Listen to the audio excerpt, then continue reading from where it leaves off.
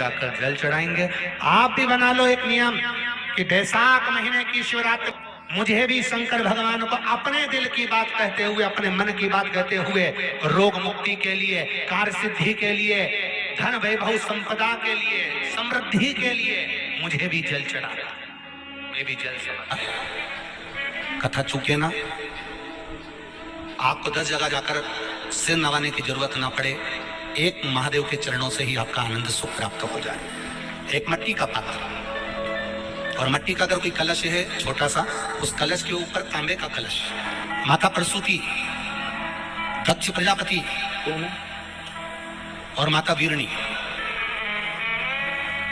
इन तीनों का स्मरण कर जो बड़ के पेड़ के नीचे जो शिवलिंग हो, बड़ के पेड़ के नीचे जो शिवलिंग विराजमान हो, चाहे वो ओटले पर हो, चाहे वो पत्थर का हो, चाहे वो सीमेंट का हो, चाहे वो कंकर का हो, चाहे वो मार्बल का हो, चाहे वो जिस भी चीज का हो, बड़ के पेड़ के नीचे जो शिवलिंग हो, उसमें सीधे जब आप कलश लेकर जाएंगे तो मिट्टी का पात्र, उसके ऊपर तांबे का पात्र भरा हुआ, दोनों को एक साथ पकड़ कर ले जाएंगे। पर जब आप शिवलिंग पर दक्ष प्रजापति, प्रसूति और वीरणी, इन तीनों का नाम लेकर सीधे हाथ में मिट्टी का पात्र, उल्टे हाथ में तांबे का पात्र लेकर धीरे धीरे शिवलिंग पर जल समर्पित करेंगे, और उस जल का पान उसी वट वृक्ष के नीचे दोनों पति पत्नी अगर पान कर लेते हैं और संतान की कामना कर लेते हैं, तो भी मेरा महादेव संतान प्रदान करता ही करता। पर ये जो क्रम किया जाता है, ये केवल बैसाख के महीने में ही किया जाता है, इसके सिवाय इसको आप अन्य महीनों में नहीं कर सकते, केवल एक बैसाख में। और हम तो कहेंगे बैसाख महीने की जब शिवरात्रि आए तो प्रयास करना कि आप संतति के लिए, संतान के लिए आप ये प्रयोग कर सकें। देख देख चम्मच चम्मच। आप डॉक्टर को दिखाओ, आप डॉक्टर की दवाई भी लो, आप डॉक्टर से जांचें भी कराओ, आप डॉक्टर ने जो आपको बताया वैसा आप करो, पर साथ में शिव भक्ति को भी अपने भीतर उतारकर, शंकर से भी अपने दिल की बात कहकर चलो। शिव से बैसाख का महीना चल रहा है, बैसाख के महीने में मिट्टी के पात्र में जल रखा जाता है, और मिट्टी के पात्र का जल शिव जी को समर्पित किया जाता है।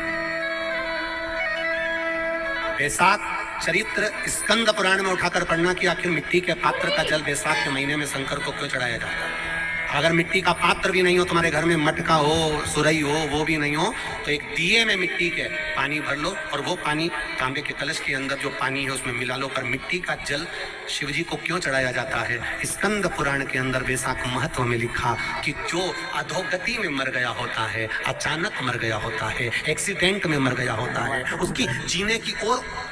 तमन्ना थी, अचानक कोई बीमारी लग गई और मर गया, कोई बड़ी बीमारी लगने के कारण चला गया, उसको बहुत कुछ करना था पर मर गया, उसके लिए बैसाख महीने में शंकर भगवान को जब मिट्टी के पात्र का जल समर्पित करते हैं तो वो जीव तड़पता नहीं है, कहीं भटकता नहीं है। उसको गया में पितरों में मिलाया कि नहीं मिलाया, बद्री विशाल में ब्रह्म का पाली करी कि नहीं करी, कभी पिंडदान, कभी तर्पण, तिलांजलि हुई कि नहीं हुई, पर मिट्टी के पात्र का जल बैसाख महीने में शिव जी को चढ़ाया जाता है, तो वो जीव कहीं पर भी हो उसकी मुक्ति हो जाती है, उसका मोक्ष हो जाता है।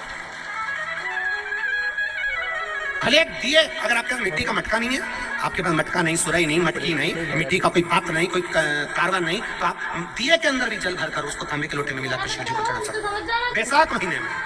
हम तो बेटियों से भी कहते हैं, जिसका विवाह नहीं हो रहा हो, 25 साल, 30 साल, 27 साल, 28 साल, 32 साल, 40 साल हो गए हो, नहीं हो रहा बेटा बेटी का विवाह, उसे लाल चंदन का प्रयोग अशोक सुंदरी वाली जगह पर 7 बिंदी लाल चंदन की लगाकर 7 बेलपत्र 7 बिंदी पर रखिए, और महाराज अपनी कामना कर भगवान से आइए, बाबा करेगा 3-4 महीने में विवाह पक्का करेगा। ये लाल चंदन की महत्वता है। रोग बढ़ गया, बेलपत्री के वृक्ष के नीचे दीप लगाना प्रारंभ करो, बाबा से विनती कर घी का दिया लगाइए बेलपत्र वृक्ष के नीचे, बाबा से विनती। कभी कभी अगर ऐसा लगे जीवन में कि दुख बहुत ज्यादा आ गया है, बहुत तकलीफ आ गई है, तो लाल चंदन को घिसकर उस लाल चंदन का लेपन भगवान शंकर पर कर फिर पानी चाहिए। अगर कोई संकट भारी है और नहीं कटे,